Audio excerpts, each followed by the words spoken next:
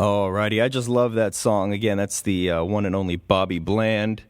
Everybody loves Bobby Bland. And you know who else I love is John Nemeth. I was playing his music earlier. John joins me on the telephone right now. How are you, John? Great, man. That Ain't No Love in the Heart of the City. That just reminded me of going to Bobby Blue Bland's funeral last year, and they were playing that song, and it was here in Memphis, and that was quite a deal, man. A lot of great bluesmen have passed away lately. Jimmy McCracklin too. Yeah. 2 years ago.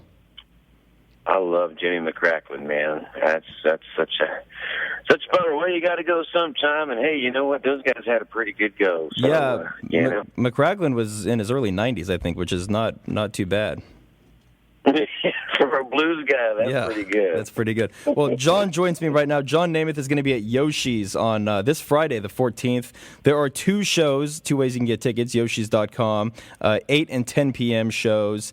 And if you want to find out more about John Nemeth Blues, JohnNemeth blues.com. And, of course, John Nemeth on Facebook. You've been playing music for a long, long time.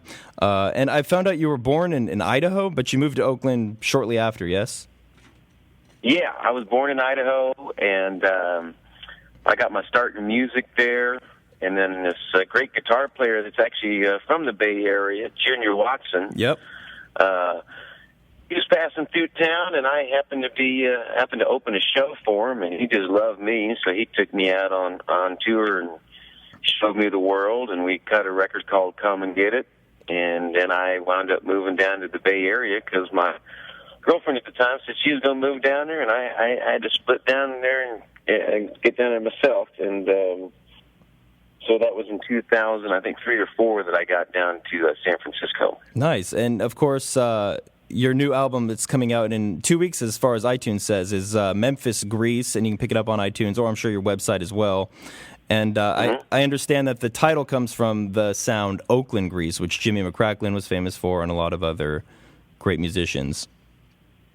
Yeah, absolutely. You know, there's this sort of soul blues kind of thing, you know, that was happening in the 60s, you know, they termed it, Oakland Grease, and of course, I'm into soul and blues and mixing the two together, and so it seemed like a fitting title for the record. And also, the fact that Memphis is a greasy town, man. It's a planes, trains, river boats, semi trucks, all that. Big greasy river. Yeah, man, it's cool. And you know what? If you come to the show at Yoshi's, you'll have an opportunity to pick the CD up. Oh, perfect. Before it's actually released. Fantastic. Yeah. That's awesome. And you've had at least 7 or 8 other albums too. So this is your newest one. Have you changed a lot, do you think, over the past 10, 15 years, or are you continuing to perfect the same blues music? I've changed a lot. When I was first playing music back in Idaho, by the time I met Junior Watson, my music was there was a lot of Junior Wells and Muddy Waters, a lot of Chicago blues, and a lot of old New Orleans style stuff that I was doing. When I met with Watson, I started doing a lot of West Coast blues, like Johnny Guitar Watson and Johnny Otis, and that kind of stuff. Then when I got down to the Bay Area, I started being influenced by cats like, Roger Collins and Jim Cracklin and all those cats.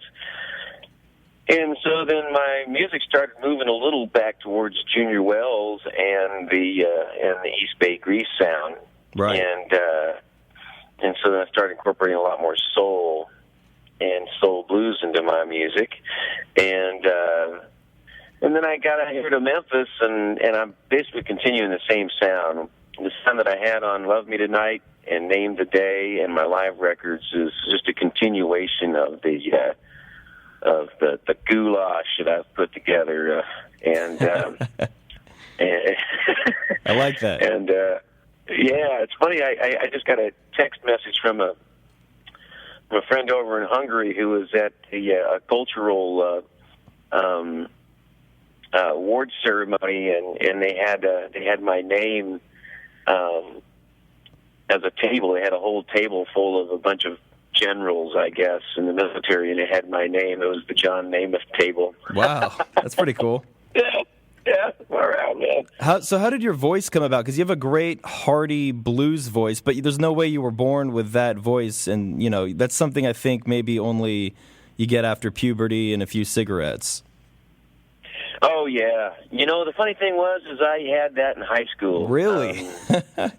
I would sing along with the Junior Wells records. I'd be driving around in my Comet. I had a 1964 Comet, and my father made Hungarian fruit liquor, and so me and all these guys and girls would cruise around in this 64 Comet. We'd be listening to blues and drinking fruit liquor, and I'd be singing along with it, and the folks, that I was riding with, it said, "Hey, man, you sound like the guy on the record." That's you awesome. Sound like the guy on the record. That's cool. And then this band in high school started up, and they needed a singer. So then I said, "Well, I'll join your band."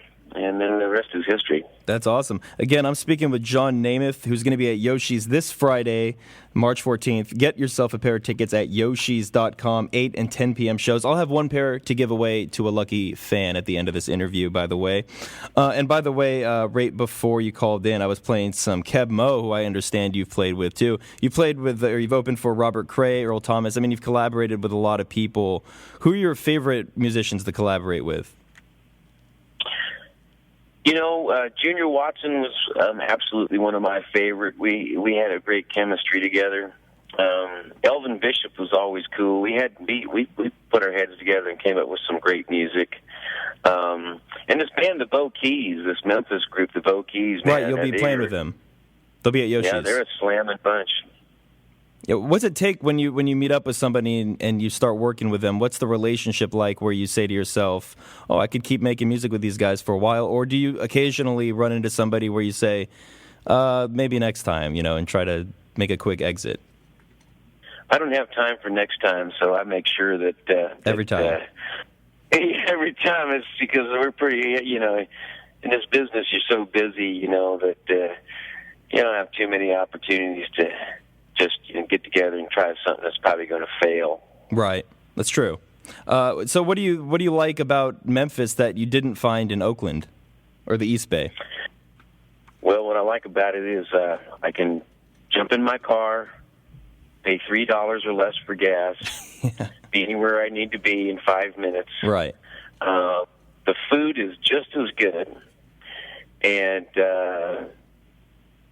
that's really what it is. I mean, I guess when you're a musician, you live in the Bay Area, it's so expensive to go out and see music. That's true. That's a good point.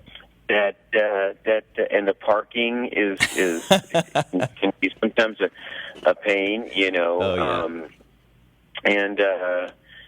yeah. but you do it anyways. But I came from Idaho, where I never drove more than 5 minutes to get to my gig. Yeah, I understand.